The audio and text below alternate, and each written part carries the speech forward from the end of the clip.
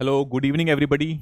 So, we are doing polity series for PCS nomination register A2 and C. हमने polity के 2 lecture कर लिए हैं. Now today's is our third lecture.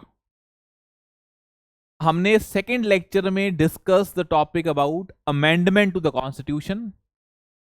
You must be remembering, हमने discuss किया था article 13 और आर्टिकल 368 में जो कंफ्लिक्ट है, that is how much the constitution can be amended, और एक किया था how can the constitution be amended. हमने पूरा प्रोसेस समझा था. एक चीज रह गई थी जिसको हमें कंप्लीट कर देना है, फिर हमारा टॉपिक बिल्कुल क्या हो जाएगा, खत्म हो जाएगा. कि जो प्रोसेस होता है पार्लियामेंट में, एक तो हमें पता है सिंपल मेजॉरिटी से पास की जाती है अमेंडमेंट, एक स्पेशल मेजॉरिटी से, एक में स्टेट्स का अप्रूवल चाहिए होता है. एक होता है कि प्रोसेस जो पार्लियामेंट में होता है वो एग्जैक्ट क्या होता है, सो दैट अगर वो पेपर में क्वेश्चन आए then you should be able to answer that. First we will do that thing जो हमारी रह गई थी. फिर we will entering into types of constitution.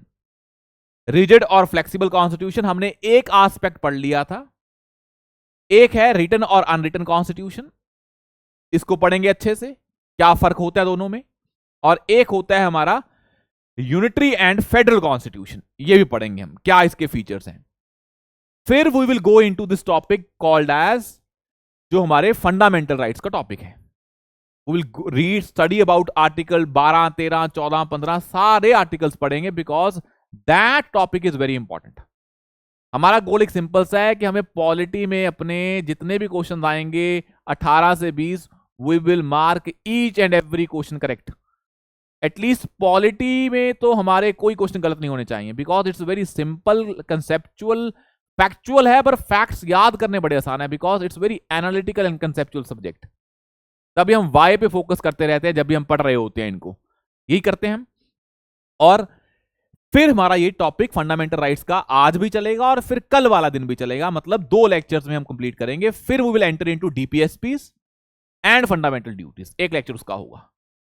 फिर बाकी जो मेन टॉपिक्स ये हैं, उसके बाद आएगा पार्लियामेंट, असेंबली, फिर जुडिशरी, फिर panchayati raj, very important, elections very important topic, फिर वो करेंगे. Now let's start with this topic of called as amendment कैसे करना है. And before starting this, all these lectures are available on civil with Aakash YouTube channel. Daily वहां पे upload होते हैं. For notification you can subscribe कर लें ताकि आपको आइडिया मिलता रहे कब कब लेक्चर आ रहे हैं, and you can get the notifications also. And we are doing this series in a comprehensive manner. General science चाहे polity, this is the one stop solution for this exam, that is PCS nomination register A2 and C. And आपको पहले ये बताया था, इन exams के लिए you should be ready with the test series thing, मतलब आपको क्वेश्चंस अटेम्प्ट करने पड़ेंगे. अभी आप एक बार पढ़ लें, फिर जब लगे कि मेरा एक बार मैं अब स्टार्ट हो गया है देना, फिर सेक्शनल टेस्ट देने स्टार्ट करें और फुल लेंथ देने स्टार्ट करें. बिकॉज ऑब्जेक्टिव जो एमसीक्यू बेस्ड पेपर्स होते हैं, इसमें नॉलेज के साथ साथ application of knowledge is equally important, as we discuss in the earlier sessions also.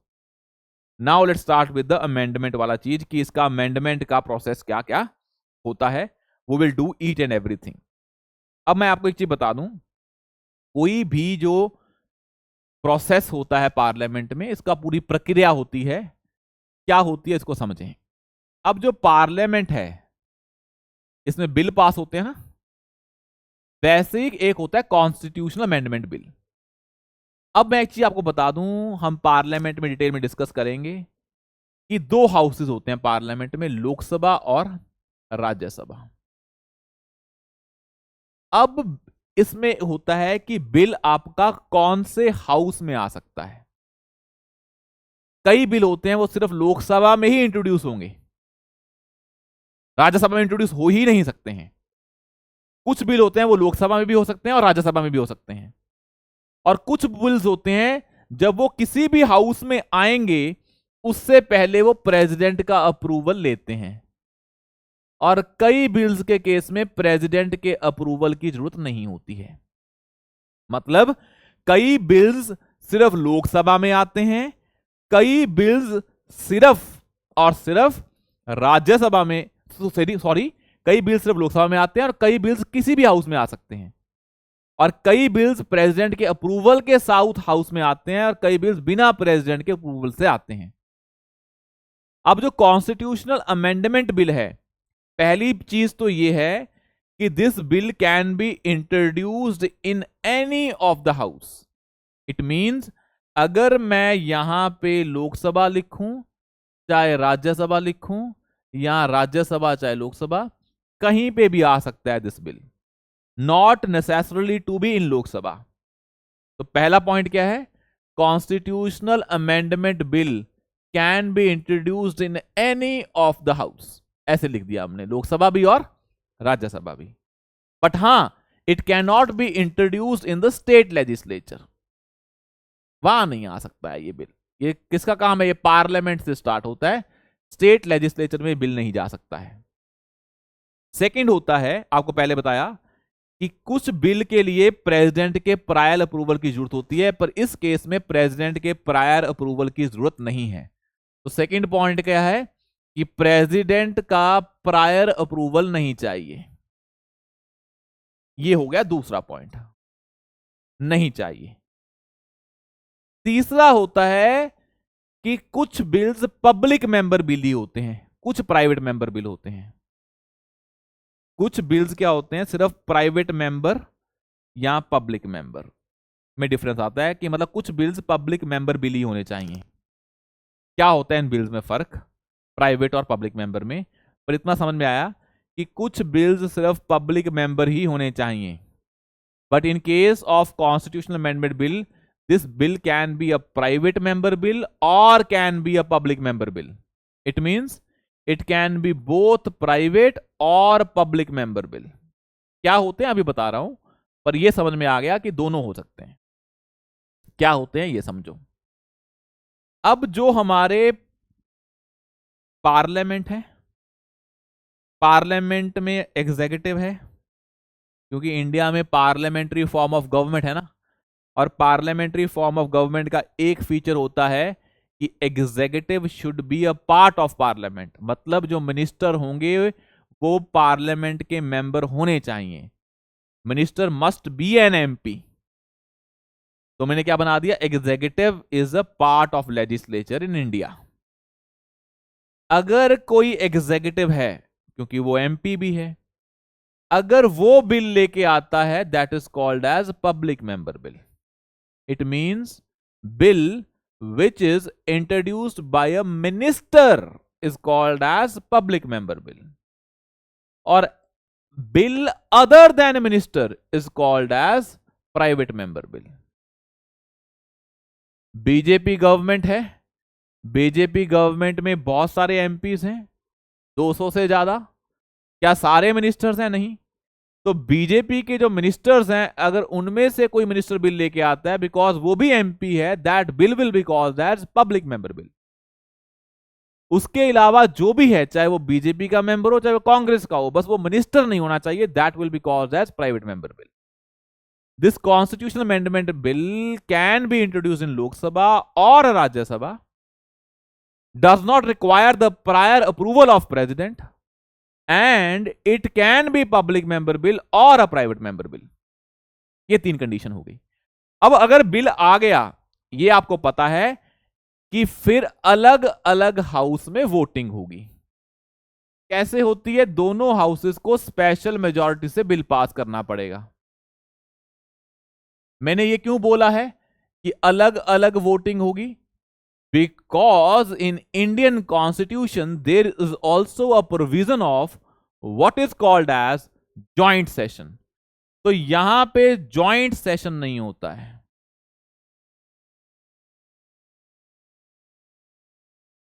Bill separately पास करने पड़ते हैं दोनों हाउसेस को।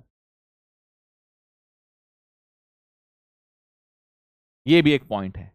क्या होता है जॉइंट सेशन, अभी बताते हैं। ये भी आपको यहां तक समझ में आया कि ऐसे होगा, मतलब बिल दोनों हाउसेस में अलग अलग पास होना चाहिए। और आपको यह भी पता है कि जिन केसेस में फेडरल प्रोविजंस को चेंज करेंगे, लास्ट क्लास में देखा था ना, जिन जिन बिल्स में फेडरल प्रोविजंस पे इंपैक्ट पड़ रहा होगा वहां हाफ ऑफ द स्टेट से भी पूछना पड़ेगा।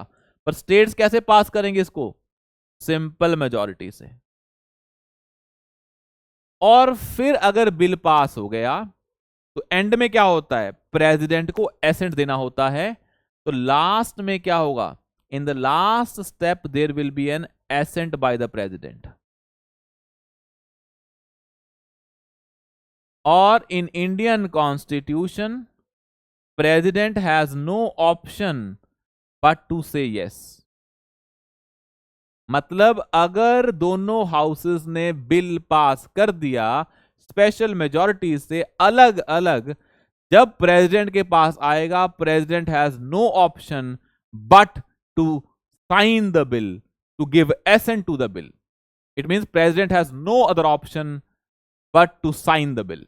यह है पूरा का पूरा पार्लियामेंट में जो प्रोसीजर होता है संविधान को अमेंड करने के लिए। हमारा क्या रह गया था? जॉइंट सेशन रह गया था।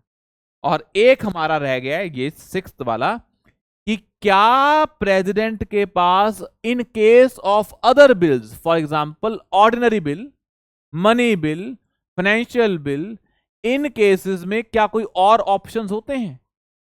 क्योंकि कॉन्स्टिट्यूशनल अमेंडमेंट के केस में तो प्रेसिडेंट को बिल को साइन करना ही पड़ता है, कोई ऑप्शन नहीं है उसके पास। Parliament has no discretion at all. मतलब अगर यहां डिस्क्रिशन नहीं है, क्या इन जनरल डिस्क्रिशन होती है या नहीं होती है? We will have to see those things. तो we will go into the two things. First is joint session and second is what option president has in case of other bills, वो हम देखेंगे। Now let first deal with the joint session. क्या है joint session, इसको भी देखते हैं। अब ना एक चीज समझें, संविधान का एक आर्टिकल है, article 108, article 108। It talks about the joint session of parliament. क्या बोलता है ये, इसको समझते हैं। इसने बोला है जब भी दोनों हाउसेस में क्या हो जाए? डेडलॉक हो जाए। If there is a deadlock between two houses, then there is a provision of joint sitting। अब ना मैंने यहां वर्ड लिखा है joint session, better word is joint sitting, not session. मैं यहां सिटिंग कर रहा हूं, सेशन नहीं। Better word is joint sitting. यहां वर्ड क्या है? सिटिंग। मतलब जो मैंने यहां पे आपको जॉइंट सेशन लिखवाया ना इधर, इसका मतलब भी होता है कुछ, तो मैं यहां काट के जॉइंट सिटिंग लिख रहा हूं। क्यों, बताता हूं अभी। ये भी बड़ा इंपॉर्टेंट है, जॉइंट सिटिंग लिखा है मैंने। अब जॉइंट सिटिंग का लॉजिक क्या है? जब दोनों हाउसेस में क्या हो जाए? डेडलॉक हो जाए। डेडलॉक, डेडलॉक का मतलब क्या है? संविधान में लिखा है कि 3 तरीके से डेडलॉक हो सकता है। 3 तरीके से डेडलॉक हो सकता है। क्या है वो देखते हैं। अगर एक house, let's suppose Lok Sabha, bill को पास कर दे और दूसरा हाउस बिल को रिजेक्ट कर दे, it can be Lok Sabha also, it can be Rajya Sabha also. एक ने बिल को पास कर दिया और दूसरे ने बिल को रिजेक्ट कर दिया। एक कंडीशन है, एक ने बिल को पास कर दिया और दूसरे ने बिल पे कुछ नहीं बोला for how many months? 6 months. कोई टिप्पणी नहीं की उस पर, ना बिल को रिजेक्ट किया ना पास किया। एक ने बिल को पास कर दिया, उसने दूसरे के पास भेजा, दूसरे ने पहले के पास वापस भेजा, और पहला हाउस उस वापस भेजे हुए बिल पे एग्री नहीं कर रहा है। तो एक ने बिल पास कर दिया, एक हाउस ने दूसरे के पास भेजा, दूसरे ने उसमें चेंजेस करके पहले के पास भेज दिया, पहले को वो चेंजेस एक्सेप्टेबल नहीं है। इसका मतलब क्या है? इन तीनों केसेस में बिल नहीं पास हो रहा है, दोनों हाउसेस में डेडलॉक हो गया है। In these 3 conditions, as per Indian constitution, you can have a provision for joint sitting. What is that? In which both the houses will sit together और फिर बिल पास करते हैं दोनों हाउसेस, मतलब सारे मेंबर्स लोकसभा के राज्यसभा के इकट्ठे आते हैं, फिर उस बिल पे वोटिंग होती है। अगर वो बिल पास हो जाए तो पास हो गया, अगर नहीं हुआ तो काम खत्म, बिल पास नहीं हुआ। ये होती है जॉइंट सिटिंग। अब ये इंडियन कॉन्स्टिट्यूशन में एज वी डिस्कस अर्लियर अभी पढ़ के हटे हैं कि जो संविधान की अमेंडमेंट वाले प्रोविजंस हैं उन केसेस दे विच जिमें कि कॉन्स्टिट्यूशनल अमेंडमेंट केसेस दे विच जॉइंट सिटिंग अलाउड नहीं है। एक हुंदा है money bill. Money bill means जो मनी मैटर ना डिस्कस करता है। हुन जेड़े मनी बिल ने मनी दे उत्ते किदा कंट्रोल है? Money belongs to people and people are there in Lok Sabha house of people. तो मनी बिल सिर्फ लोकसभा दा राइट है, ਤਾਂ ਇਸ ਕਰਕੇ मनी बिल ਦੇ केस ਵਿੱਚ ਵੀ जॉइंट सिटिंग अलाउड नहीं है। तो joint sitting is not allowed in these two cases. ये याद रखना है, वेरी वेरी इंपॉर्टेंट। तो मतलब कौन से बिल्स के केस में ये अलाउड होते हैं? ये हुंदे ने इन case of ordinary bill, financial bill type 1, financial bill type 2। तो joint sitting is allowed in these 3 cases. कौन सी? ऑर्डिनरी बिल, मनी बिल नहीं होता है, ordinary bill, financial bill type 1 and 2, इन दोनों में नहीं होते हैं। ये हो गया हमारा जॉइंट सिटिंग। अब मैं आपको बता दूं क्या फर्क होता है जॉइंट सिटिंग और सेशन में।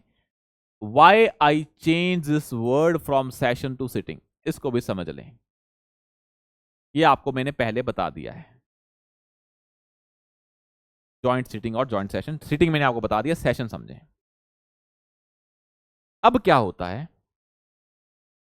जॉइंट सिटिंग का प्रोविजन आर्टिकल 108 में लिखा है, वो डेडलॉक के केस में है, बिल जब पास नहीं होता है। जॉइंट सेशन का मतलब क्या है? जॉइंट सेशन का मतलब क्या है? जब दोनों हाउसेस इकट्ठे बैठे, उनको कौन एड्रेस कर रहा होता है? प्रेसिडेंट। भाई कई बार प्रेसिडेंट को दोनों हाउसेस को इकट्ठे बुला के एड्रेस करना होता है, उसे बोलते हैं जॉइंट सेशन। उसका बिल से कोई लेना देना नहीं है। जस्ट बिकॉज प्रेसिडेंट को दोनों हाउसेस में जाके अलग अलग ना बोलना पड़े, अगर वो जॉइंट सेशन बुला रहा है, कुछ डिस्कस करना चाह रहा है, तो दोनों हाउसेस को इकट्ठे बिठा के बातें की जा सकती हैं। That is called as joint session. उसका बिल और डेडलॉक से दूर दूर तक कोई वास्ता नहीं है। Is it that clear? Not clear? तो आज के बाद जॉइंट सिटिंग को हम एग्जैक्ट वहीं यूज करेंगे आर्टिकल 108 के कंटेक्स्ट में। जॉइंट सेशन का अलग मतलब है इन इंडियन कॉन्स्टिट्यूशन, दोनों को कंफ्यूज बिल्कुल नहीं करेंगे। क्लियर है? अब हमारी एक चीज रह गई थी, क्या? एक है assent by the president. As I told you, in case of constitutional amendment bill, president has no other option but to sign the bill. But question क्या राइज हो रहा था, और क्या ऑप्शंस होते हैं प्रेसिडेंट के पास? यही हुआ था ना, क्या होते हैं और ऑप्शंस? इसको देखते हैं। अगर कोई बिल दोनों हाउसेस से गया, फिर कहां जाता है वो? प्रेसिडेंट के पास।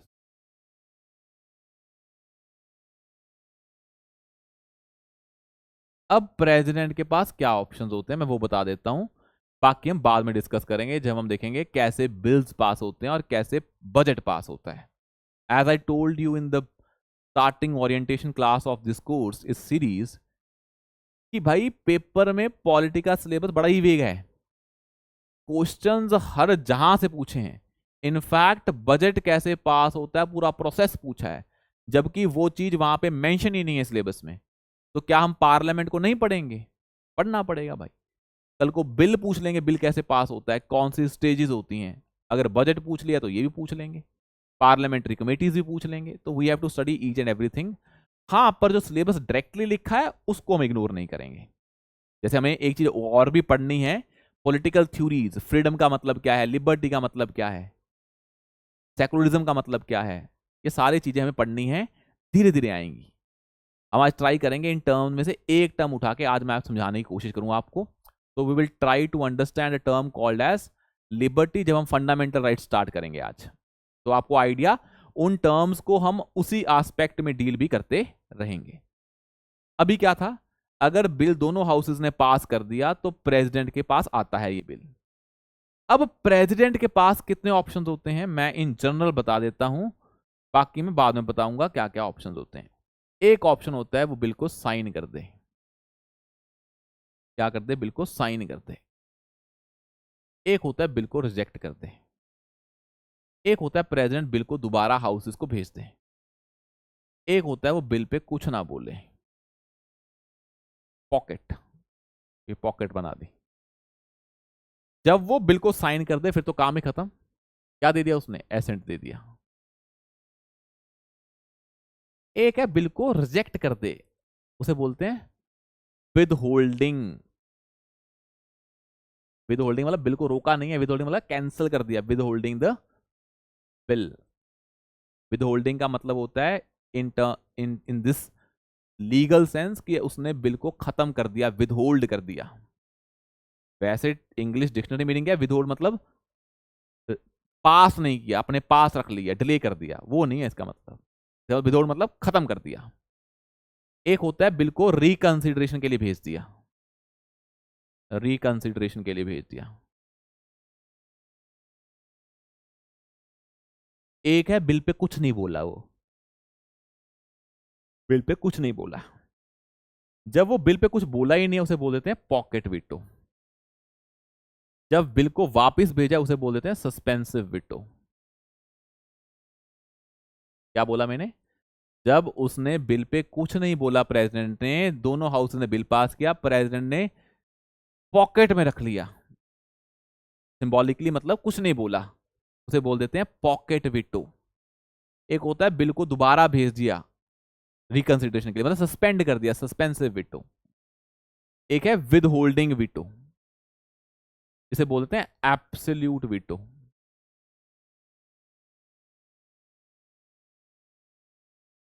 ये चार ऑप्शन होते हैं, but in case of constitutional amendment सिर्फ यही ऑप्शन है और कोई ऑप्शन नहीं है।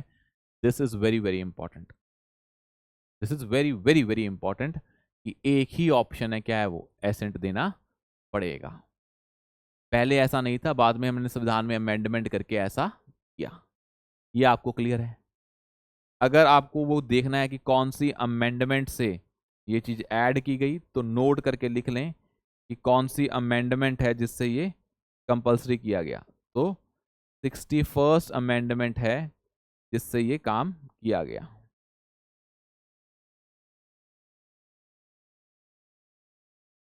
तो विच अमेंडमेंट? तो ये कर लें 61st amendment.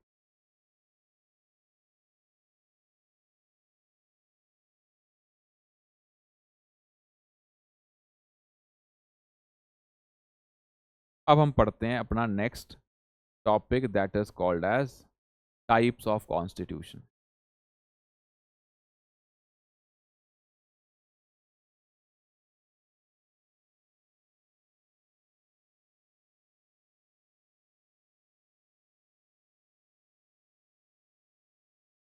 Types of constitution.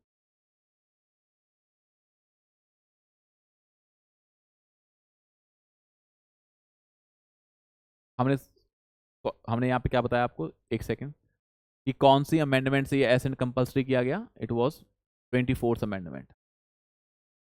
हमने क्या बोल दिया था आपको? 61st amendment. 61st नहीं है, 24th amendment is very important. 24th amendment is important, not 61st। 61st नहीं है, 61st प्रेसिडेंट का ही आर्टिकल है जहां पे प्रेसिडेंट के रिमूवल की बात होती है। तो कौन सी अमेंडमेंट से क्या किया गया, कंपलसरी किया गया? 24th amendment. हमने पढ़ा था ना, ईयर क्या था? 1971। आर्टिकल 61 है जो किसकी बात करता है? इम्पीचमेंट ऑफ प्रेसिडेंट की। वो अलग आर्टिकल है, इसको भी लिख लें, हमारे दिमाग में वो आ गया। प्रेसिडेंट की बात हो रही थी ना तो एकदम से वो आ गया। तो impeachment of president is done under article 61 और प्रेसिडेंट को ये कब बोला गया कि आपको साइन करना ही करना है और कोई ऑप्शन नहीं है, वो है 24th amendment 1971। Do not gate confused. ठीक है, अब हम पढ़ते हैं types of constitution. Types of constitution, जो मैं आपको बीच बीच में अमेंडमेंट बताता रहता हूं, बीच बीच में आर्टिकल्स बताता रहता हूं, आप ट्राई करें कि इनको ऐसे ही याद करते रहें। ये ना चीजें एक दिन में याद नहीं की जाती बैठ के। आर्टिकल्स आर्टिकल्स के जब कंटेक्स्ट पता लगेंगे उसके हिसाब से याद होंगे। हमने बहुत सारे आर्टिकल्स पढ़ लिए, जैसे अभी पढ़ा आर्टिकल 61, अभी पढ़ा था article 368, article 13, article 169, article 249, article 312, article 32 देखा, आर्टिकल 226 देखा पिछले लेक्चर्स में, आर्टिकल 14 देख लिया था, आर्टिकल 19 देख लिया था। तो हम आर्टिकल्स रोज देखते रहेंगे, 5-5, 10-10 कंटेक्चुअल वे में, जिसका कोई स्टोरी होगी जिसके पीछे, तो याद करने आसान हो जाएंगे। चीजें याद की जाती हैं स्टोरी फॉर्मेट में। एक्चुअली जो इंसान का दिमाग है ना, ये स्टोरीज समझता है। इनफैक्ट इंडिया में तो चीजें समझाई स्टोरी फॉर्मेट में जाती हैं, तो वो अच्छी बात है। बट जब हम स्टोरीज की ज्यादा आदत पड़ जाए तो प्रॉब्लम क्या हो जाती है, तो चीजें बहुत ही ज्यादा लंबी हो जाती हैं। तो आप स्टोरी की फॉर्म में समझें, पर उसके बाद फिर याद कर लें। स्टोरी सिर्फ कंटेक्स्ट बनाने के लिए होती हैं बाद में, इसलिए स्टोरी लिखें नहीं, स्टोरी बस समझ लें। लिखें वही फैक्ट्स कॉपी पे, कि आपकी कॉपी में पॉलिटी के नोट्स बन गए हैं 30 पन्नों में, क्योंकि मेंस तो है नहीं आपका सब्जेक्टिव पेपर, ऑब्जेक्टिव है, 30 में फैक्ट्स लिख लें बस। अब है टाइप्स ऑफ कॉन्स्टिट्यूशन। इसमें आता है पहला जो हमने पढ़ लिया है, एक होता है रिजिड कॉन्स्टिट्यूशन, एक होता है फ्लेक्सिबल कॉन्स्टिट्यूशन। ये हमने लास्ट क्लास में अच्छे से पढ़ लिया था जब हमने अमेंडमेंट टू द कॉन्स्टिट्यूशन की बात की थी। अगले दो हैं, एक है रिटन कॉन्स्टिट्यूशन और एक होता है अनरिटन कॉन्स्टिट्यूशन। और एक क्लासिफिकेशन होती है that is federal constitution versus unitary constitution. हमें इन दोनों क्लासिफिकेशन को अच्छे से पढ़ना है, इसमें प्री में क्वेश्चन आते होते हैं। Now let's first start about written and unwritten constitution.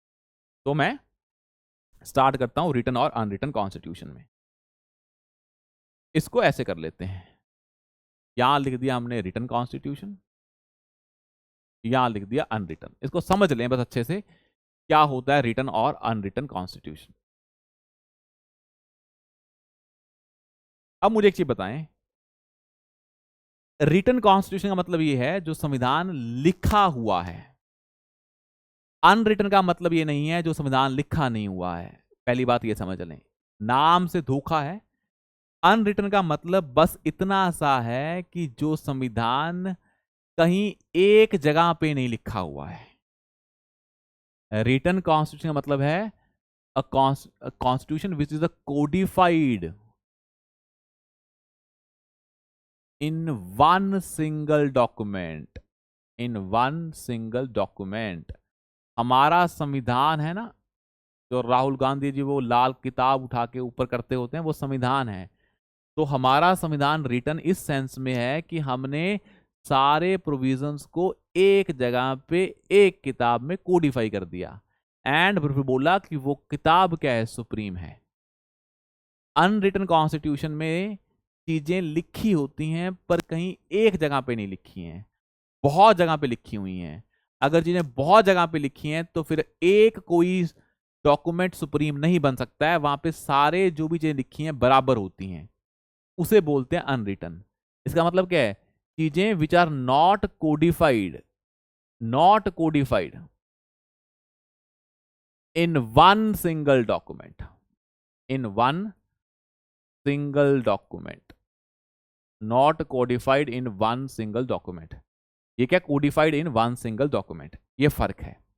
जैसे Indian constitution is a written constitution, example है। अगर हम यूके कॉन्स्टिट्यूशन की बात करते हैं, it is un unwritten constitution. Britain की, यूके की बात करें तो वो है अनरिटन कॉन्स्टिट्यूशन, क्योंकि वहां पे संविधान एक जगह पे नहीं लिखा हुआ है। ऐसा नहीं है कि वहां पे संविधान नहीं है, वहां संविधान है, वो बहुत जगह पे लिखा हुआ है, तो मतलब कोई एक सिंगल डॉक्यूमेंट नहीं है। जब आप एक जगह पे कोडिफाई करते हो ना, तो बिल्कुल एक सिस्टमैटिक तरीके से लिखते हो। सिस्टमैटिक तरीके का मतलब क्या है, when you Codify something you do it a very systematic manner. For example, अगर हम भारत के संविधान की बात करें, तो इन इंडियन कॉन्स्टिट्यूशन की बात करें, तो पहले संविधान में क्या आता है, अगर हम इंडियन कॉन्स्टिट्यूशन के पार्ट्स की बात करें तो उन पार्ट्स में क्या क्या आता है?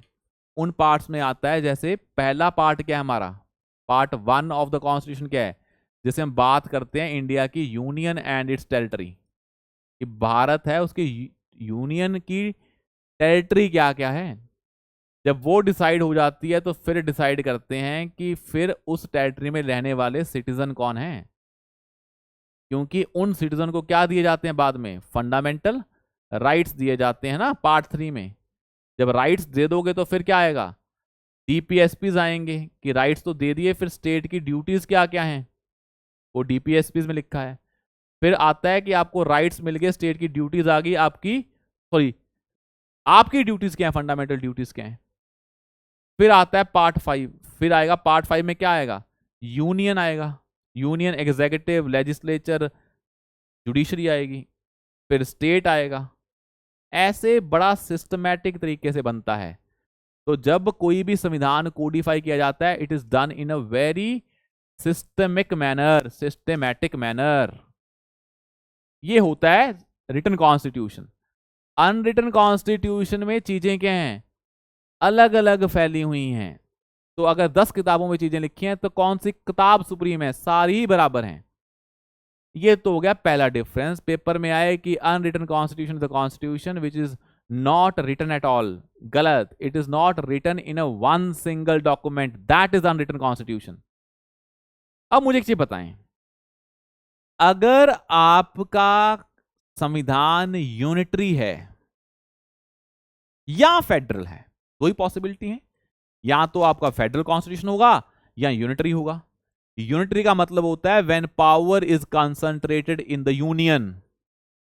Federal means when the power is divided between union and states. अगर यूनियन और स्टेट्स के बीच में पावर डिवाइडेड है, that is called as federal constitution. Unitary में क्या होती है, सेंटर के पास पावर होती है। यहां तक क्लियर है? आगे जाके पढ़ेंगे भी पूरा का पूरा चीज।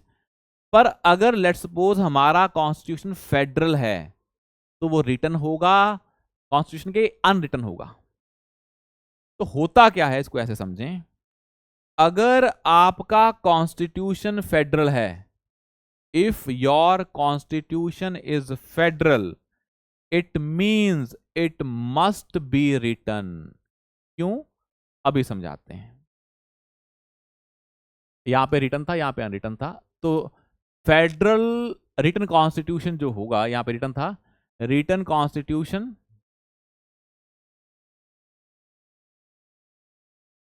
कैन बी फेडरल और कैन बी यूनिटरी। बट जो अनरिटन होगा, इट मस्ट बी यूनिटरी, वो फेडरल हो ही नहीं सकता है। मतलब for federal the constitution must be written, must be written. क्यों है ऐसा, इसको समझते हैं। जब फेडरल कॉन्स्टिट्यूशन है तो वहां यूनियन भी है पावरफुल, स्टेट्स भी पावरफुल है, बिकॉज उस कॉन्स्टिट्यूशन ने दोनों को पावर्स दी हैं। तो अगर आपका कॉन्स्टिट्यूशन फेडरल है, it means power is divided between union and states. Power is divided between union and states, दोनों में पावर डिवाइडेड है। अब दोनों इंडिपेंडेंट हैं। अगर कोई कॉन्स्टिट्यूशन फेडरल है तो वहां यूनियन और स्टेट की पावर कहां से आ रही होगी, कॉन्स्टिट्यूशन से। क्योंकि दोनों की पावर्स का लेखा जोखा कहां पे होगा, कॉन्स्टिट्यूशन में।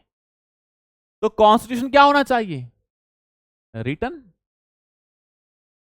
तो अगर आपकी पॉलिटी फेडरल है तो जो पावर डिवाइड है यूनियन और स्टेट्स के बीच में, ये कहीं लिखी होनी चाहिए ना। अगर कहीं लिखी नहीं होंगी तो डिस्प्यूट चलता रहेगा।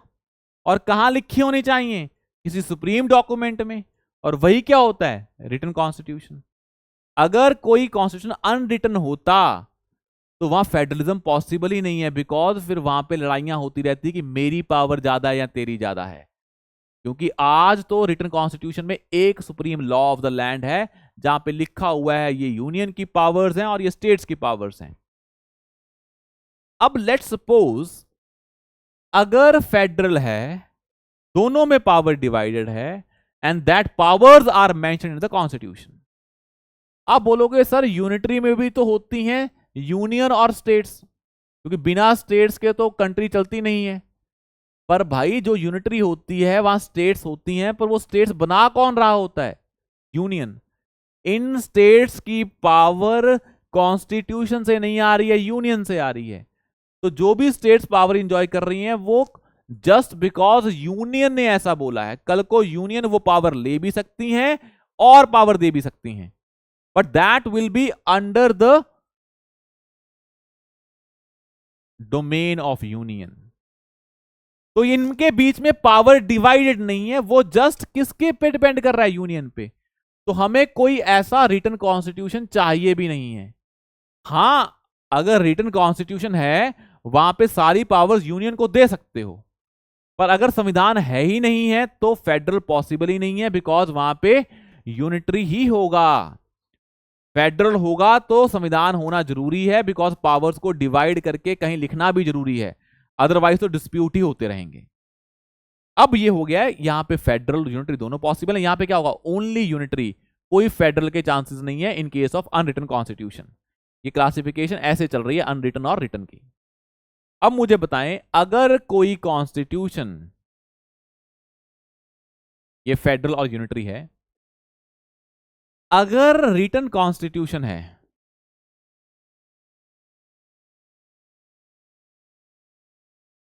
तो इस कॉन्स्टिट्यूशन में प्रोविजंस लिखे होंगे, इसको बचाने की जिम्मेदारी किसकी होगी? जुडिशरी की। भाई अगर कोई संविधान रिटन है, वो सुप्रीम है, तो उसको बचाना भी तो पड़ेगा ना। अगर नहीं बचाओगे तो ये भी तो पॉसिबल है इस संविधान को वॉलेट करना स्टार्ट कर दें। अगर ये संविधान रिटन है मतलब इसको बचाना भी तो पड़ेगा, बिकॉज अगर रिटन है तो यहां चीजें लिखी हैं, तो इसको बचाएगा कौन? जुडिशरी। तो जुडिशरी के पास क्या होती हैं in case of written constitution? Wider powers. यहां पे संविधान है ही नहीं है, किसी को बचाना ही नहीं है, तो जुडिशरी हैज लिमिटेड पावर्स। ये आपको तीन डिफरेंस पता होने चाहिए। In case of unwritten judiciary has limited powers, और in case of written judiciary has wider powers, क्योंकि संविधान को बचाना भी तो है। ये तीन डिफरेंसेस बड़े बड़े इंपॉर्टेंट हैं। अब क्या है अगला? हमारा संविधान रिटन है तो एक डॉक्यूमेंट है। अब वो डॉक्यूमेंट जब आया था फोर्स में तो उसका डेट ऑफ अडॉप्शन था। मतलब जब भी आप संविधान लेके आओगे तो बोलोगे आज के बाद इस कंट्री में संविधान चलेगा, तो ये किसी एक दिन फोर्स में आता है, उसे बोलते हैं डेट ऑफ अडॉप्शन। और यहां पे तुम्हें पता है कोई एक संविधान है ही नहीं है, बहुत सारे क्या हैं, लॉज, रूल्स, रेगुलेशन, लॉज हैं, वो सारे क्या हैं, संविधान का पार्ट हैं। ये एक दिन तो फोर्स में आते नहीं है, ये इवॉल्व होते रहते हैं। तो यहाँ का संविधान क्या होता है? एवोल्यूशनरी होता है, जैसे जैसे चीजें ऐड होती रहती हैं कॉन्स्टिट्यूशन बनता रहता है, किसी एक दिन फोर्स में नहीं आता है, क्योंकि अलग अलग चीजें हैं तो वो अलग अलग दिन फोर्स में आएंगी। तो ये एवोल्यूशन के बेसिस पे होता है। These four differences are very important between written and unwritten constitution. एक पता होना चाहिए कि अगर संविधान अनरिटन है तो वहां यूनिटरी ही होगा। अगर संविधान अनरिटन है तो जुडिशरी के पास ज्यादा पावर्स नहीं होंगी। जब रिटन होता है तो जुडिशरी को कॉन्स्टिट्यूशन को बचाना भी होता है, क्योंकि जब कॉन्स्टिट्यूशन रिटन होगा तो कॉन्स्टिट्यूशन सुप्रीम भी होगा। यहां तक क्लियर है? ये चार differences are very very important as far as written and unwritten constitution is concerned. Paper में टेक्निकली पूछेंगे, कंसेप्चुअल पूछेंगे, उसमें कोई भी गलती नहीं होनी चाहिए, कोई भी गलती नहीं होनी चाहिए। अब दूसरा डिफरेंस क्या था? फेडरल और यूनिटरी। इसको देखते हैं, फेडरल और यूनिटरी को। अब मुझे एक चीज बताएं, आपको मैंने पहले बताया फेडरल कॉन्स्टिट्यूशन वो होता है जिसमें सेंटर और स्टेट के बीच में पावर क्या होती है? डिवाइड होती है।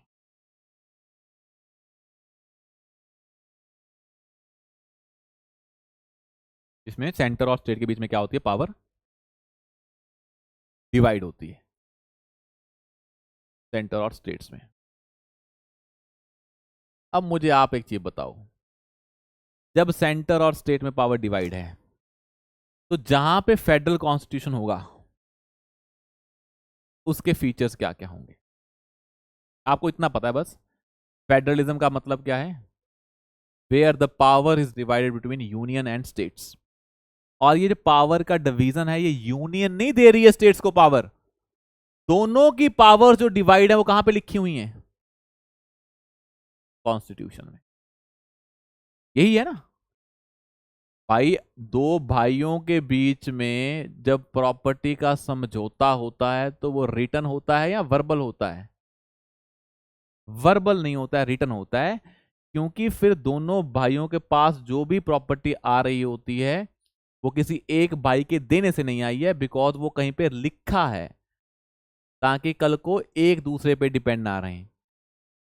अब ये रिटर्न होता है, यहाँ क्या होता है? एक तरह का कंट्रैक्ट होता है। और आपको पहले बताया था रिटर्न कॉन्स्टिट्यूशन मतलब क्या होता है? कॉन्स्टिट्यूशन का, constitution is nothing but a contract. ये होना बड़ा जरूरी है।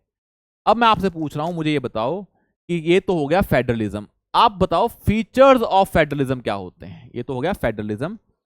अब मुझे आप बताओ कि इस फेडरल कॉन्स्टिट्यूशन के फीचर्स क्या होंगे? Very simple. आप पहली चीज देखें बड़ा लॉजिकली, अगर दोनों के बीच में पावर डिवाइड है तो डिस्प्यूट आना लाजमी है।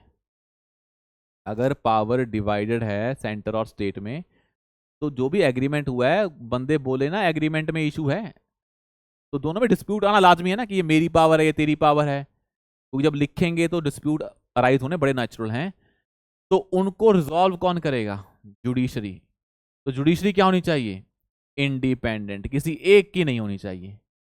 तो independence of judiciary is a feature of federal constitution.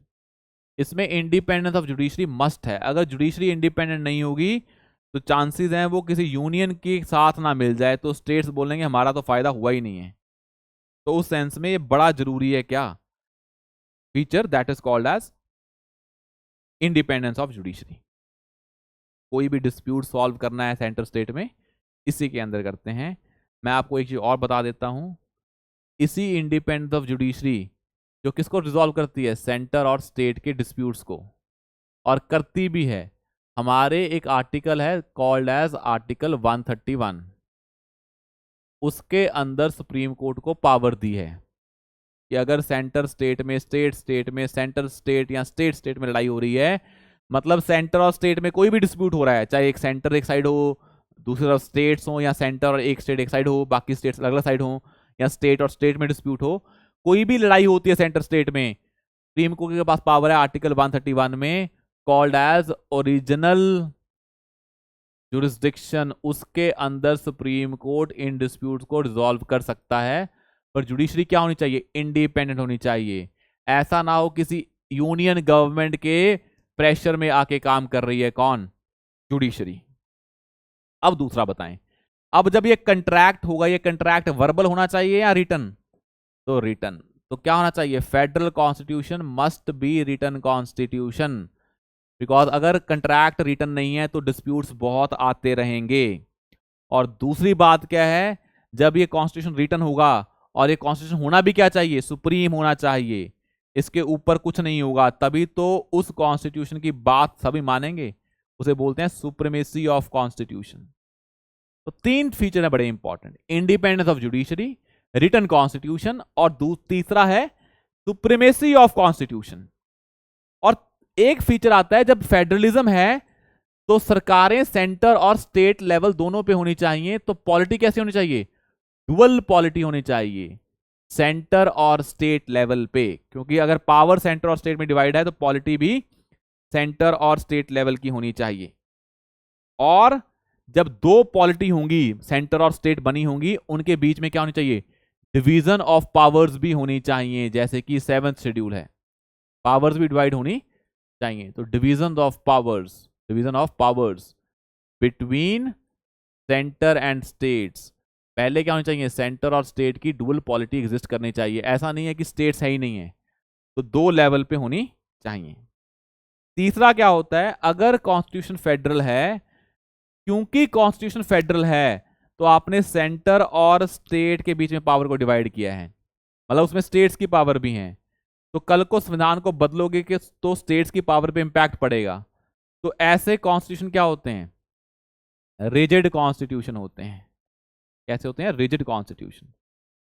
क्योंकि भाई अगर सेंटर स्टेट में पावर डिवाइड है तो स्टेट्स की पावर है, अगर संविधान प्योर फेडरल है उसको बदलना है तो स्टेट्स की पावर पे इंपैक्ट पड़ेगा, तो वो कॉन्स्टिट्यूशन क्या होता है? रिजिड कॉन्स्टिट्यूशन होता है। ये आपको याद करना है। और लास्ट पॉइंट क्या है? जहां पे भी फेडरलिज्म होगा तो वहां लोकसभा भी होगा और दूसरा हाउस होना जरूरी है, that is called as Rajya Sabha. इसे बोलते हैं काउंसिल ऑफ स्टेट्स। तो जहां पे भी फेडरलिज्म है वहां पे राज्यसभा या काउंसिल ऑफ स्टेट्स होना लाजमी है। इसे बोल देते हैं अंग्रेजी में bicameralism, because Rajya Sabha reflects the interest of states at national level. So these are the 7 features of a federal polity. One is independence of judiciary, written constitution, supremacy of constitution, rigid constitution. Fifth one is bicameralism, dual polity, and the last one is called as very important, जो हमें नहीं भूलना है, that is called as bicameralism. These 7 features of federal constitution you must remember at any cost. यहां तक कोई doubt है? ये बिल्कुल सिंपल है, लॉजिकली याद किए हैं। अगर मैं बात करूं यूनिटरी अगर कॉन्स्टिट्यूशन है उसके फीचर्स क्या होते हैं? ये किसके फीचर्स हैं? जहां सेंटर और स्टेट में पावर डिवाइडेड है। फिर पढ़ेंगे यूनिटरी गवर्नमेंट के फीचर्स या यूनिटरी कॉन्स्टिट्यूशन के फीचर्स। जिसका मतलब क्या है? जहां तुम्हें ये लगे जो यूनिटरी कॉन्स्टिट्यूशंस हैं उनमें सेंटर की पावर ज्यादा होती है, स्टेट्स की पावर नहीं होती है। जो भी स्टेट्स पावर एंजॉय कर रहे होते हैं वो यूनियन ने दी होती है। फॉर एग्जाम्पल इंडिया में हमारे पास यूनियन गवर्नमेंट है, स्टेट गवर्नमेंट्स भी हैं, लोकल गवर्नमेंट्स भी हैं। कौन है? लोकल गवर्नमेंट्स भी हैं। हमारे पास यूनियन गवर्नमेंट है, स्टेट गवर्नमेंट है, लोकल गवर्नमेंट है। अब हम बोलते हैं कि इंडिया का जो फेडरलिज्म है वो 2 टियर है, यूनियन और स्टेट। हम उसको 3 टियर नहीं बोलते हैं। क्यों नहीं बोलते हैं भाई? है तो एग्जिस्ट तो 3 गवर्नमेंट करती हैं। रीजन क्या है इसका सर? वही जो हमने आपको बताया कि चाहे 3 लेवल की गवर्नमेंट है, इन दोनों की पावर तो कहां से आ रही है? संविधान में मेंशन्ड है अलग अलग। इसकी पावर कौन दे रहा है? State government. तो लोकल गवर्नमेंट्स की पावर संविधान से नहीं आ रही है, इनफैक्ट स्टेट गवर्नमेंट्स ने अलग अलग अपने लॉ पास करके ये बनाई हैं। तो पावर कौन दे रहा है लोकल गवर्नमेंट्स को? State governments. तो क्या लोकल गवर्नमेंट्स का अपना इंडिपेंडेंट वजूद है? नहीं, वो किस पे डिपेंडेंट है? स्टेट गवर्नमेंट पे। तो जो गवर्नमेंट्स बिल्कुल इंडिपेंडेंट है, किसी पे डिपेंड नहीं है, तो हम बोलते हैं फेडरल का पार्ट है वो। 3 टियर है, 2 टियर है। तो इंडिया में फेडरलिज्म में 2 tier, because 3rd tier of government is dependent upon the state government. उसका अपना इंडिपेंडेंट एग्जिस्टेंस नहीं है, ये आपको नहीं भूलना है। हो गया यहां तक? अब आता है यूनिटरी कॉन्स्टिट्यूशन के फीचर्स क्या हैं। ये बड़ा इंपॉर्टेंट था जो हमने आपको करा दिया है। अब मुझे बताएं इसके फीचर्स क्या हैं यूनिटरी गवर्नमेंट के।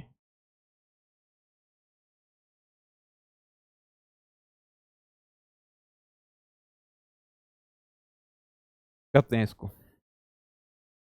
अब जहां पे यूनिटरी गवर्नमेंट होगी, मतलब किसकी पावर ज्यादा है? कौन स्ट्रांग है? किसका वजूद नहीं है? स्टेट्स का वजूद नहीं है। Union government is powerful. अब इसके फीचर मुझे आप ही बता दें क्या होते हैं।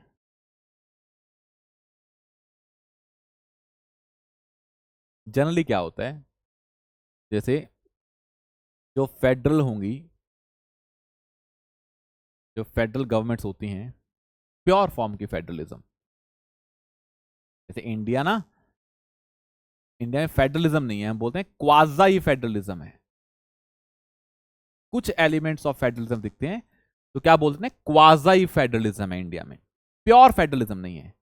जहां प्योर फेडरलिज्म होगा वहां क्या होता है, सेंटर और स्टेट्स के अपने अपने कॉन्स्टिट्यूशन होंगे, ये अपने हिसाब से चलेंगे, ये अपने हिसाब से चलेंगे।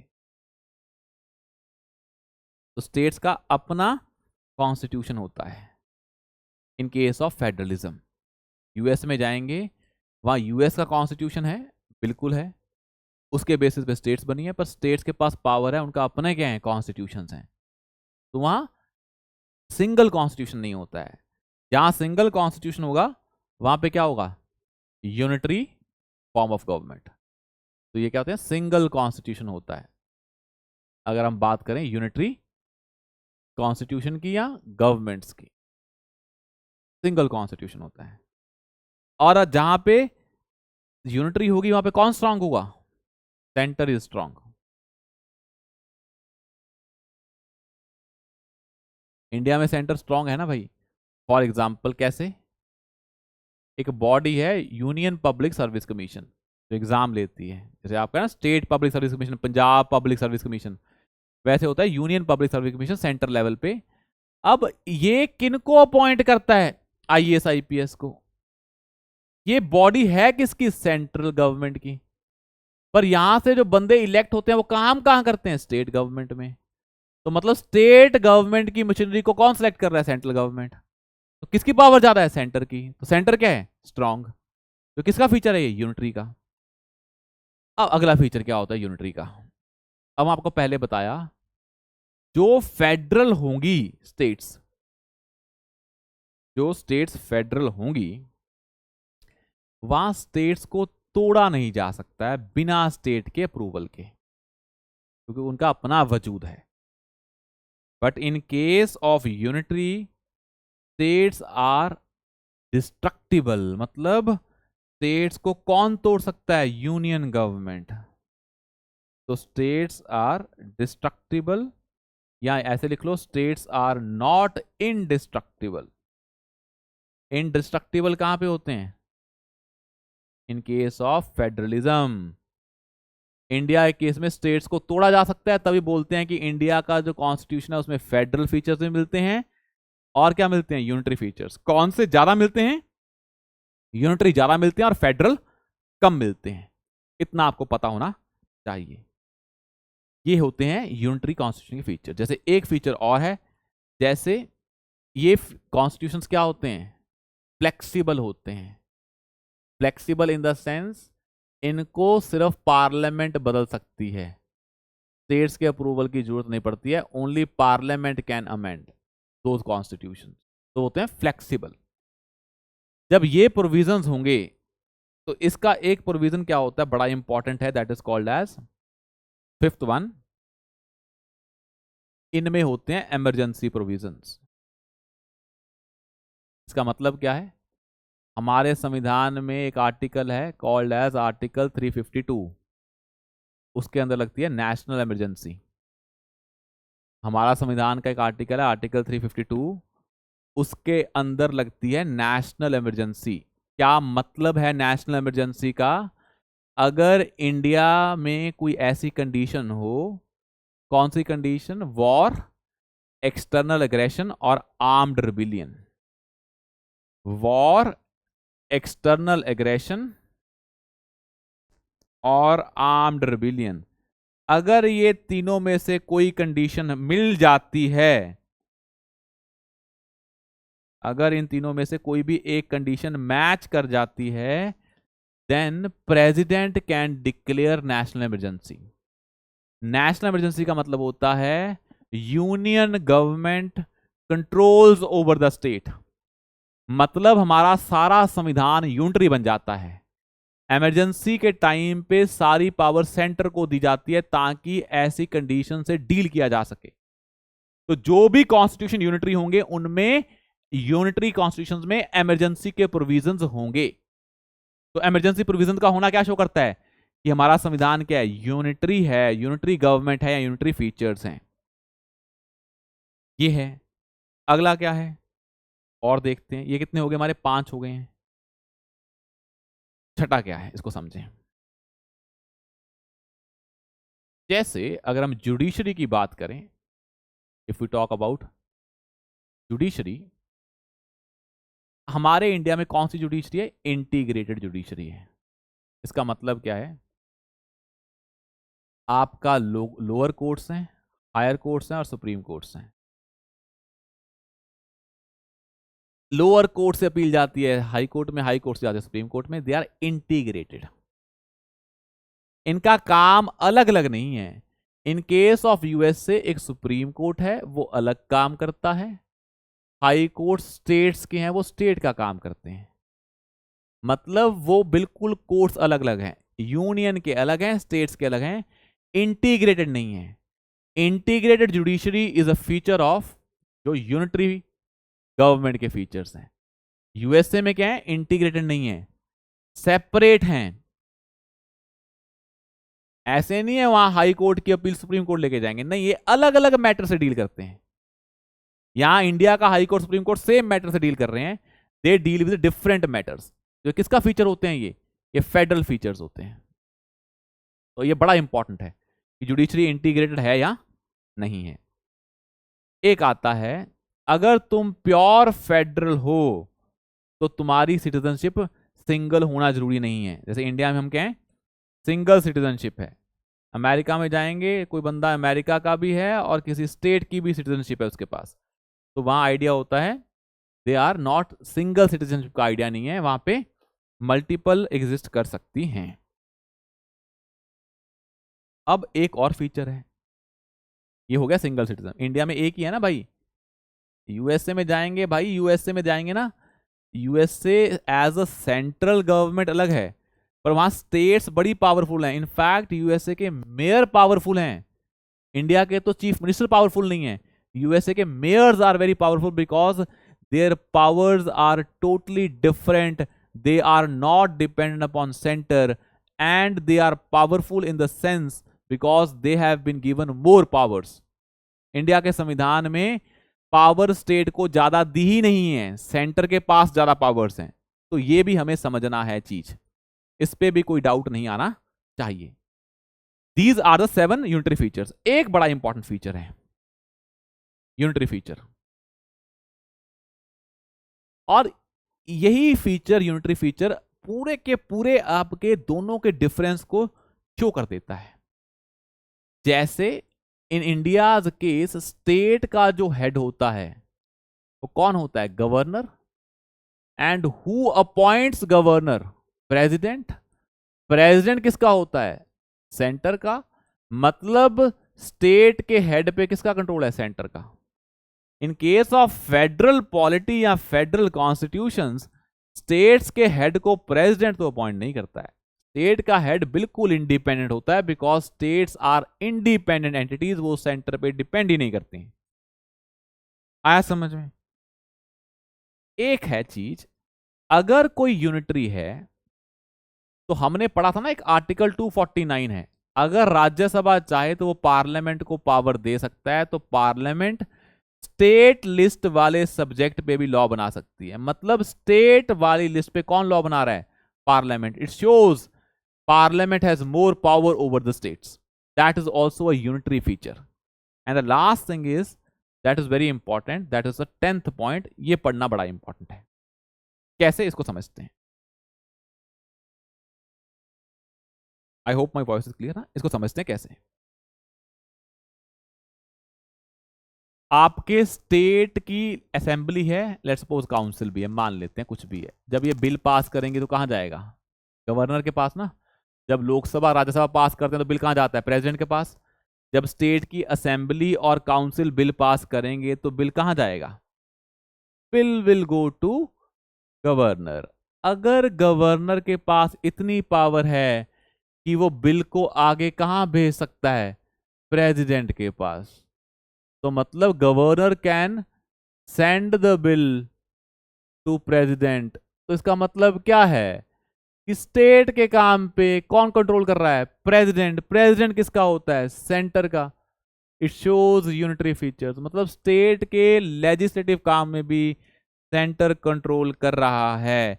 ये this 10th is also a unitary feature. तो आपको समझ में आना चाहिए कि कौन कौन से फीचर्स यूनिटरी हैं और कौन कौन से क्या हैं? फेडरल हैं, ताकि आपको और क्लैरिटी मिल सके। हमने सारे डिस्कस कर दिए हैं जो भी फीचर्स हैं, चाहे वो यूनिटरी हो चाहे वो फेडरल वाले हों। I have discussed all those things. ये आपने फीचर पढ़ लिए हैं 10 के 10।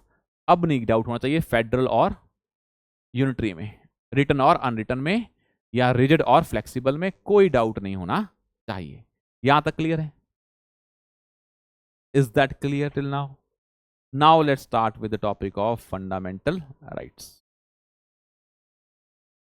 फंडामेंटल राइट्स, या एक काम करते हैं, अब हम फंडामेंटल राइट्स करेंगे तो आज की क्लास में ज़्यादा हो नहीं पाएंगे, तो let's do one thing,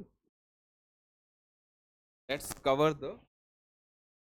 cover the preamble पहले, फिर प्रियम्बल के बाद जाएंगे फंडामेंटल राइट्स में, क्योंकि आज फंडामेंटल राइट्स करेंगे तो हो नहीं पाएंगे। मैं चाहता हूँ पूरी क्लास हो जिसमें हम पूरे 2 घंटे फंडामेंटल राइट्स लगाएं, फिर अगले 2 घंटे फंडामेंटल राइट्स लगाएं, बीच में छोड़ के मज़ा नहीं आएगा। तो let's start with the topic of preamble. क्या है प्रियम्बल, क्या लिखा है इसमें? तो पूरी कहानी पढ़ते हैं प्रियम्बल की।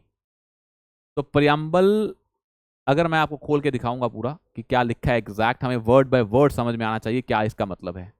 इनफैक्ट जो आपका सिलेबस का पार्ट है ना, सेकुलरिज्म, फेडरलिज्म, राइट्स, लिबर्टी, वो सारे प्रियम्बल के वर्ड्स ही हैं, उनकी मतलब क्या है वो समझने पड़ेंगे हमें। तो पहले तो हम एक तो हमें प्रियम्बल में क्या पढ़ना है कि प्रियम्बल में जो वर्ड्स लिखे हैं उनके मीनिंग क्या है। पहले तो हमें ये पढ़ना है। एक एस्पेक्ट तो ये है कि प्रियम्बल में जो फिलॉसफी लिखी है वो, एक डिस्प्यूट आता है what is the status of preamble, मतलब क्या प्रियम्बल संविधान का पार्ट है? आप बोलोगे हाँ संविधान के किताब में है तो उसका पार्ट है, मतलब संविधान में है उसका पार्ट तो ठीक है लिटरल सेंस में, पर क्या इसको हम कॉन्स्टिट्यूशन का पार्ट माने कि अगर जैसे कॉन्स्टिट्यूशन का कोई प्रिंसिपल वॉयलेट हो जाएगा तो आप कोर्ट में जा सकते हो, क्या प्रियम्बल का अगर कोई प्रिंसिपल वॉयलेट हो गया तो क्या आप कोर्ट में जा सकते हो उस सेंस में? तो पहला आता है कि प्रियम्बल जो लिखा है इसकी क्या इंपॉर्टेंस है, क्या सिग्निफिकेंस है, क्या इसका स्टेटस है। और पहला क्या था, वर्ड्स क्या लिखे हैं प्रियम्बल में उसका मीनिंग क्या है। तो ये 2 एस्पेक्ट हो गए, status of preamble and what is written in the preamble, which is very important to understand the philosophy of the constitution। क्योंकि प्रियम्बल जो है इसमें पूरे के पूरे संविधान का क्रक्स लिखा है। जैसे कोई भी नॉवल होती है, कोई भी बुक होती है, उसका प्रीफेस होता है ना, तो उसमें बुक में क्या है, क्यों लिखा है, पूरी फिलॉसफी प्रीफेस में आ जाती है। आपको प्रीफेस पढ़ के पता लग जाता है कि प्रियम्बल, जैसे एक प्रीफेस पढ़ के पता लग जाता है कि पूरे आगे आने वाली किताब में क्या क्या लिखा हुआ है, आने वाली किताब में क्या क्या लिखा हुआ है। Just give me a second, just give me a second.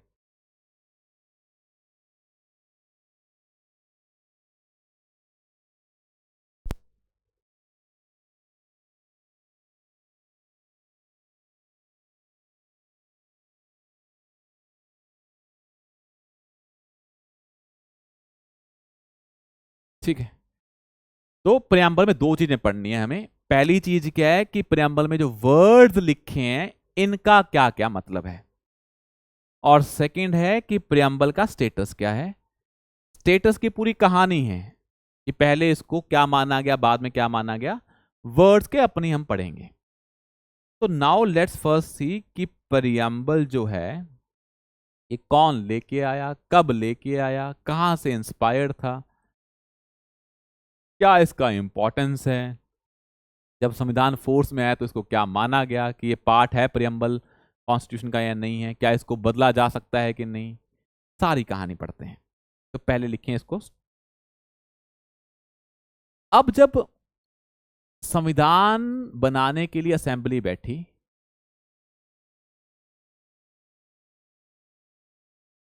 तो उस असेंबली में एक रेजोल्यूशन पास की गई by Jawaharlal Nehru. This resolution is called as objective resolution. Resolution का मतलब होता है रिजॉल्व। तो नेहरू जी ने उस रेजोल्यूशन में बोला कि असेंबली का क्या रिजॉल्व होगा, क्या हम अचीव करना चाहते हैं। तो this objective resolution was drafted and moved by Pandit Nehru and it was adopted by the Constituent Assembly. And on the basis of that objective resolution, हमने क्या बनाया? प्रियम्बल. क्योंकि भाई जो आप अचीव करना चाहते थे वो लिखा ऑब्जेक्टिव रेजोल्यूशन में. जब आपने अचीव कर लिया संविधान की फॉर्म में, फिर संविधान में क्या लिखा है वो कहां बोला गया था? ऑब्जेक्टिव रेजोल्यूशन में. तो प्रियम्बल किससे इंस्पायर्ड है? ऑब्जेक्टिव रेजोल्यूशन से. ऑब्जेक्टिव रेजोल्यूशन कब आई थी? जब संविधान बनना स्टार्ट हुआ था. प्रियम्बल कब आया? जब पूरा का पूरा संविधान बन के तैयार हो गया. लास्ट में क्या ऐड किया गया? प्रियम्बल ऐड किया गया. बिकॉज प्रियम्बल क्या है? पूरे संविधान की मूल फिलॉसफी, कोर आइडियाज इसमें लिखे गए हैं. तो first thing is it was enacted after the whole constitution is ready. पहले नहीं बनाया इसको प्रियम्बल को. पहले तो ऑब्जेक्टिव रेजोल्यूशन थी, उसके बेस पे संविधान बनाया. फिर जब बन गया तो फिर हमने क्या बनाया? प्रियम्बल. और प्रियम्बल क्या होगा? ऑब्जेक्टिव रेजोल्यूशन से ही इंस्पायर्ड होगा. तो इसमें क्या लिखा है प्रियम्बल में? Dreams of the constitutional makers, कि हम क्या अचीव करना चाहते हैं, क्या हमारी एस्पिरेशंस हैं, क्या हमारे प्रिंसिपल्स हैं. Each and everything is mentioned in the constitution, in the preamble. क्या क्या? कि हम क्या बनना चाहते हैं, कौन से प्रिंसिपल्स को ध्यान में रखेंगे. ये सारी कहानियां, ideas, principles, aspiration, dreams are mentioned in the preamble. कैसे? मैं आपको दिखा देता हूं इसको कि मैं कैसे बोल रहा हूं कि सारा कुछ वहीं पे मेंशन्ड है. Let's see that thing because it is very important. Because it is very very important.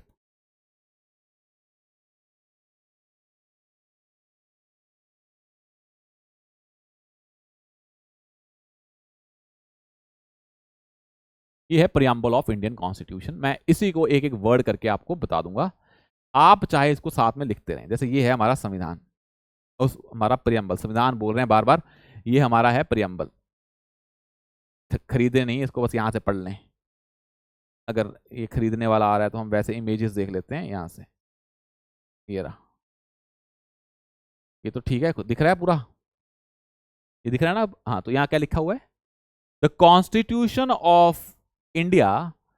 Preamble क्या बोलता है? We the people of India having solemnly resolved to constitute India into a sovereign, socialist, secular, democratic republic.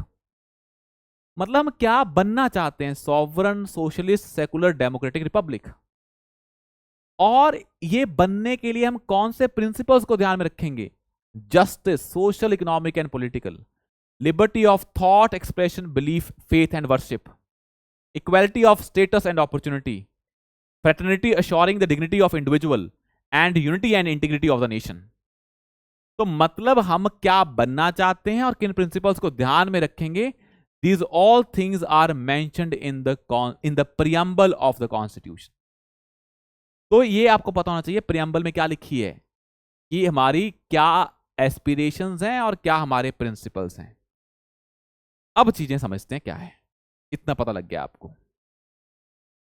Preamble में 4 चीजें mentioned हैं. एक तो लिखा है वी द पीपल. लिखा हुआ था ना वी द पीपल. तो मतलब सोर्स ऑफ द कॉन्स्टिट्यूशन कौन है? सोर्स, अथॉरिटी कौन है कॉन्स्टिट्यूशन की? किसने किसको कॉन्स्टिट्यूशन दिया है? हमने खुद ने अपने आप को ये कॉन्स्टिट्यूशन दिया है. We the people. तो सोर्स और अथॉरिटी मेंशन्ड है. दूसरा क्या मेंशन्ड है? हमारी एस्पिरेशंस मेंशन्ड है. हम क्या बनना चाहते हैं? Sovereign, socialist, secular, democratic republic. तीसरा, हम किन प्रिंसिपल्स को ध्यान में रखेंगे? Justice, liberty, thought, belief, faith, expression, fraternity. These are the principles that are important to us. Liberty को ध्यान में रखते हुए ये बनना है हमें. और चौथा ये था कि हम कब अपने आप को ये संविधान दे रहे हैं. जब हमने ये इनैक्ट किया था तो कब किया था? 26 नवंबर 1949. Date of enacted. अडॉप्ट किया 26 नवंबर 1950. पर प्रियम्बल में क्या लिखा है? डेट ऑफ इनैक्टेड डेट लिखी है. तो these are the 4 things mentioned in the preamble. Paper में आता है कि प्रियम्बल में क्या क्या लिखा हुआ है. तो these all are the things. पहला क्या है, source of authority of constitution कौन है, पीपल। क्या हमारी एस्पिरेशन है, क्या हमारी नेचर है, वो है sovereign socialist secular democratic republic. Objectives क्या है, liberty, justice, equality and fraternity. Date of adoption, enactions क्या है, डेट ऑफ अडॉप्शन मतलब इनेक्शंस क्या है, 26 नवंबर 1949। बाद में फोर्स में कब आया, 26 नवंबर 1950। एनेक्ट किया या अडॉप्ट कब किया हमने, 26 नवंबर 1949। फोर्स में कब आया, 26 जनवरी 1950। और यहां पे पूरा पूरा ये चीजें मेंशन है। अब मैं आपको एक चीज बताता हूं, एक हम संविधान दिवस मनाते होते हैं ना, कब बनाते हैं, जब संविधान फोर्स में आया। तो 26 नवंबर को बनाते हैं या जैन को बनाते हैं, आंसर इज नवंबर को बनाते हैं।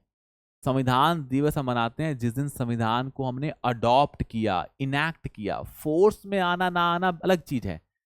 फोर्स में तो हम इसलिए लेके आए क्योंकि हमारी हिस्ट्री थी, हमने पहले 26 जनवरी को इंडिपेंडेंस डे सेलिब्रेट किया हुआ था नेशनल मूवमेंट के टाइम पे। तो हमने 2 महीने वेट करके, 3 महीने वेट करके हम ये ले आए 26 जनवरी। पर प्रियम्बल अडॉप्ट कब किया, मतलब हमने अपनी फिलॉसफी को कब अडॉप्ट किया, 26 नवंबर को। तो संविधान दिवस is also celebrated on 26 November, not 26 जनवरी। ये ध्यान में रखना है, पेपर में गलती हो सकती है। और ये किससे बेस्ड है, हमारी ऑब्जेक्टिव रेजोल्यूशन से बेस्ड है। अब मैं एक चीज बताता हूं आपको, एक स्टार्टिंग में सुप्रीम कोर्ट में केस गया कि क्या प्रियम्बल पार्ट ऑफ कॉन्स्टिट्यूशन है या नहीं, is preamble part of constitution और नहीं। तो ना इसमें 2 केसेस हैं। पहला केस था, पहला केस है री बेरूबारी यूनियन केस।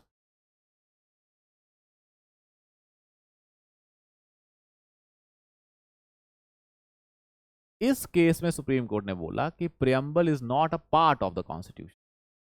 हमने वैसे एक पन्ना लिख दिया, संविधान में ऐड कर दिया, पर ये पार्ट ऑफ कॉन्स्टिट्यूशन नहीं है। कॉन्स्टिट्यूशन स्टार्ट होता है इसके बाद से। ये तो हमने वैसे ही प्रीफेस लिख दिया कि preamble is like a identity card, preamble is like a philosophy, preamble is like a preface. इससे कोई पावर नहीं है, ये तो वैसे ही ऐड किया है हमने। सारा संविधान बन गया था, बाद में हमने पन्ना ऐड कर दिया।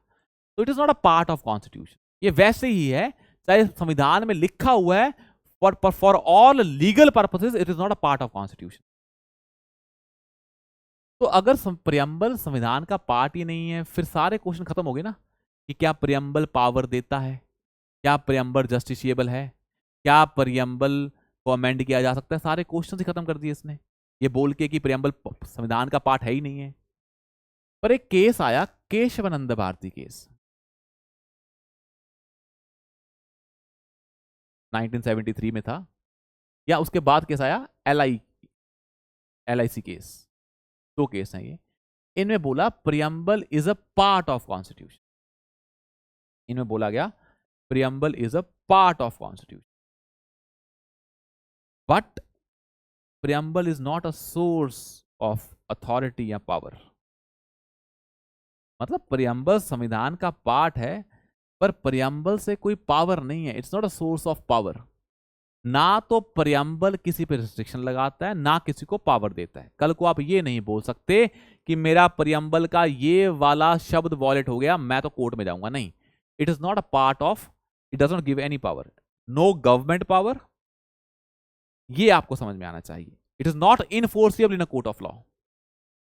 पार्ट ऑफ कॉन्स्टिट्यूशन है, but is not enforceable in a court of law. आप कोर्ट में नहीं जा सकते कि मेरा प्रियम्बल वॉयलेट हो गया। It does not, is not a source of power. Government को कोई पावर नहीं देता है प्रियम्बल। तो it does not grant any power to government. Government मतलब एग्जीक्यूटिव, लेजिस्लेचर और जुडिशरी, किसी को पावर नहीं मिलती है। ना ही इसके वॉयलेशन से आप जुडिशरी में जा सकते हैं। It is not enforceable in a court of law. अब बात आई कि फिर करेगा क्या ये, सिर्फ पार्ट ऑफ कॉन्स्टिट्यूशन है, इसका मतलब क्या है। तो पहली बात, तो अगर ये पार्ट ऑफ कॉन्स्टिट्यूशन है,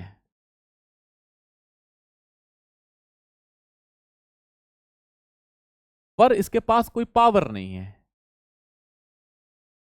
ना ये जस्टिसिएबल है कोर्ट ऑफ लॉ में, ना मतलब इन्फोर्सिएबल है, सुप्रीम कोर्ट ने बोला क्योंकि ये पार्ट ऑफ कॉन्स्टिट्यूशन है, it can be amended also, क्योंकि constitution can be amended, preamble is a part of constitution, तो preamble can be amended. But कैसे? डॉक्ट्रिन ऑफ बेसिक स्ट्रक्चर को ध्यान में रखना है। और हमने प्रियम्बल को अमेंड भी किया, हमने इसमें वर्ड भी ऐड किए। कौन से? एक वर्ड ऐड किया बाद में, इंटीग्रिटी, एक वर्ड ऐड किया सोशलिस्ट, एक वर्ड ऐड किया सेकुलर। पहले ये वर्ड प्रियम्बल में नहीं थे, 42nd अमेंडमेंट 1976 के बाद इसको ऐड किया गया। तो प्रियम्बल को अमेंड तो किया गया 1976 में, क्योंकि 1973 ने केशवानंद भारती केस में बोल दिया गया था कि प्रियम्बल को अमेंड किया जा सकता है। अगर प्रियम्बल कोई सोर्स ऑफ पावर ही नहीं है, इनफोर्सिबल ही नहीं है, फिर इसका मतलब क्या है? इसका मतलब बस इतना सा है कि प्रियम्बल आपको यह बता देगा कि संविधान क्या अचीव करना चाहता है। कल को आप संविधान को जब पढ़ रहे होगे, अगर आपको कोई भी डाउट आता है तो आप प्रियम्बल से उसका मतलब समझ सकते हो। For example, because preamble describes the philosophy of the constitution, so while reading the constitution, if you find any issue with the provisions of the constitution कि इसका मतलब क्या हो सकता है, then the philosophy that is mentioned in the preamble can give you a kind of a context to understand that provision of the constitution. एक पूरी मूल भावना क्या है संविधान की, अगर आपको वो पता है, फिर संविधान को जब पढ़ रहे होगे तो उसी मूल भावना से पढ़ रहे होगे। तो मतलब preamble can help you in interpreting the provisions of the constitution. तो ये बड़ी हेल्प करता है संविधान की इंटरप्रिटेशन में। और एक चीज और है, प्रियम्बल अपने आप में तो इनफोर्सिएबल नहीं है, पर अगर प्रियम्बल के साथ लेट्स सपोज कोई फंडामेंटल राइट्स हैं, अगर फंडामेंटल राइट्स अपने आप में इनफोर्सिएबल हैं, then you can use preamble for the interpretation of fundamental rights. तो प्रियम्बल अपने आप में independently is not enforceable, but fundamental rights while in collaboration with other parts of the constitution can be used to enforce। कहने का मतलब आसान भाषा में, कोई और पार्ट संविधान का जो इनफोर्सिएबल है उनको समझने में प्रियम्बल का यूज हो सकता है। तो preamble indirectly can be enforceable but not directly. यह बड़ा इंपॉर्टेंट है कि प्रियम्बल का अपने आप इंडिपेंडेंट कोई यूज नहीं है, but you can use preamble to enforce other parts of the constitution, because preamble can be used for the interpretation of other parts of the constitution. As simple as that. ये आपको समझ में आया? और एक कहानी आती है पूरी इसकी कि जो संविधान में वर्ड्स लिखे हैं पूरे प्रियम्बल में, इनका मतलब क्या क्या है। क्या है लिबर्टी, क्या है इक्वालिटी, क्या है डेमोक्रेसी, क्या ये सारे मतलब हैं। दीज आर ब्रॉड टर्म्स और ये आपके सिलेबस का एक पार्ट है। मतलब प्रियम्बल्स में जो वर्ड लिखे हैं इनका क्या मतलब है, ये हम समझते हैं एक एक करके। बड़ा इंपॉर्टेंट टॉपिक है ये, क्योंकि आपके एग्जाम के बेसिस पे आपको हर एक वर्ड को समझना पड़ेगा, बिकॉज थ्योरी बेस्ड क्वेश्चंस आते हैं, पॉलिटिकल थ्योरी बेस्ड क्वेश्चंस इसमें। पर आपको इतना पता है कि अगर मैं प्रियम्बल के बारे में क्रक्स बोलूं आपको सिंपल सा, कि प्रियम्बल के बारे में क्या क्या है, 5 पॉइंट पता है आपको। तो पहला पार्ट क्या है कि preamble is based on objective resolution moved by Pandit Nehru. कब मूव की थी? जब संविधान की असेंबली पहली बार बैठी थी, संविधान बनने की प्रक्रिया से पहले। उसके बेसिस पे क्या हमने बनाया? प्रियम्बल। कब बनाया? जब पूरा कॉन्स्टिट्यूशन रेडी हो गया था, उसके बाद लास्ट में प्रियम्बल ऐड किया। Preamble is a part of constitution now, but it is not justiciable, not enforceable, but it is not enforceable independently, but you can enforce preamble depending upon the other parts of the constitution, other parts of the constitution, ये आपको पता होना चाहिए। तो preamble में 4 चीजें लिखी हैं। एक तो आपकी क्या है, आप अचीव करना चाहते हैं, या आपकी आइडेंटिटी क्या है। एक है आपके इन प्रिंसिपल्स को तवज्जो देके वो अचीव करेंगे। तीसरा है कब हमने अडॉप्ट किया या इनैक्ट किया। चौथा सोर्स ऑफ अथॉरिटी कौन है। एटलीस्ट ये फैक्चुअल चीजों प्रियम्बल के बारे में आपको पता होनी चाहिए। 3 केसेस थे। री बेरूबेरी केस में बोला गया था preamble is not a part of constitution. In case of Keshavananda Bharati case बोला preamble can be amended because it is a part of constitution, because it is a part of constitution it can be amended also, but keeping in mind the doctrine of basic structure। उसके बाद आया LIC case, उसमें भी same कहानी बोली गई कि yes preamble can be amended because preamble is a part of constitution। अब आते हैं जो वर्ड्स वहां पे लिखे हुए हैं एक एक करके उसको समझते हैं। पहला वर्ड आता है रिपब्लिक। जैसे एक एक वर्ड लिखे ना, तो मैं पहले वर्ड उठा रहा हूं रिपब्लिक और डेमोक्रेसी। एग्जैक्ट वर्ड क्या लिखे? India as a sovereign socialist secular democratic republic. मैंने लास्ट वाले 2 वर्ड उठा लिए पहले, डेमोक्रेसी और रिपब्लिक। इसको समझते हैं, बाद में पढ़ेंगे सॉवरन का मतलब क्या होता है, सोशलिस्ट का मतलब क्या होता है, सेकुलर का मतलब क्या होता है, वो भी पढ़ेंगे। बट एटलीस्ट आपको पहले इन दोनों का मतलब क्लियर हो। अब डेमोक्रेसी का मतलब क्या है और रिपब्लिक का मतलब क्या है। डेमोक्रेसी में भी लोग आ रहे हैं, रिपब्लिक में भी लोग आ रहे हैं, तो फर्क क्या है इसमें, हम बताते हैं। डेमोक्रेसी का मतलब आता है, जैसे रिपब्लिक वर्ड है ना, इसका ऑपोजिट वर्ड क्या है? मोनार्की। मतलब republic of India, it means head of the state. इसका मतलब किससे है? Head of the state is elected by the people, चाहे डायरेक्टली चाहे इनडायरेक्टली। तो republic means where the head of the state is elected. In India's case, president is the head of the state and president is elected, of course, indirectly by the people। कि लोगों के जो representative MPs MLAs वो करते हैं president को elect, but at least president is elected one.